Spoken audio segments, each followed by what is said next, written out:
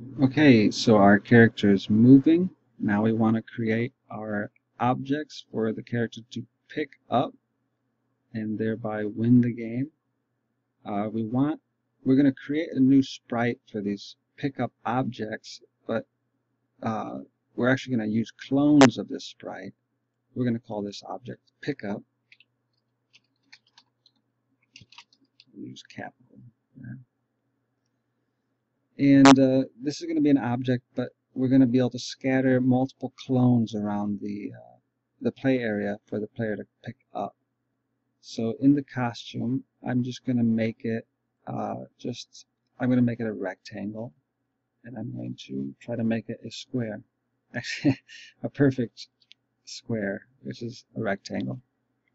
And that is my little yellow pickup object. Now we want to make this object attractive to the player to draw them in. So what we want to do when we create a clone, actually when the game starts, the original sprite is going to hide. So I'm going to, in the events and the object scripts, I'm going to put from looks, I'm going to put in the hide, but it's going to show in the control drawer. You can find when it starts as a clone.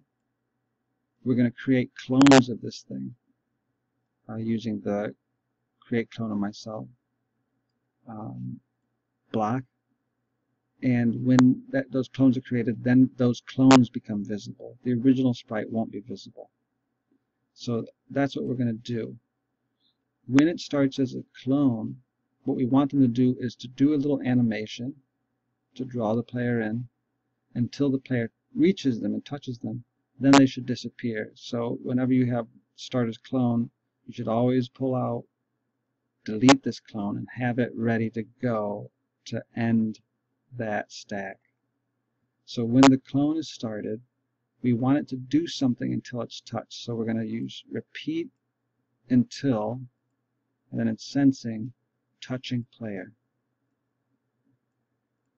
So when the clone's created, it's going to become visible, and it's going to do something until it's touching player. That's going to be the animation. So I'll have it spin. I'll have it spin the other way. Maybe 5. And then I'm also going to have it sort of glow in a sort of breathing in and out way.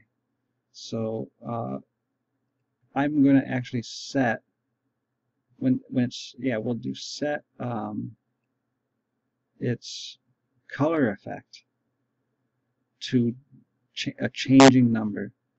That number in sensing I'm going to use the timer for. So the timer, as the time goes on, it starts at 0 when the game starts, and then it grows. And then using in the green operators drawer down at the bottom, there is the square root operator, but you can also select the sine function. And the sine function actually waves up and down as you feed bigger and bigger numbers into it. It'll just keep waving up and down. It goes up to 1, down to -1, up to 1, down to -1. So if I multiply that by a number like 50, it'll then wave up between 50 and -50, 50 and -50. So what we're going to give to the sine function is going to be the time times another number to make it go faster. So that's going to be our animation. If you want to see what that looks like, oops, should be brightness effect. There we go. So that's the animation that all these objects will do when we scatter them about when they start as clones. Once they're touched by the player, that loop will break and they'll disappear. So I'm going to give that a go. It should stop everything and start it. There are no clones, but when I create a clone, you see the pickup objects created, and if I roll towards it, I can pick it up.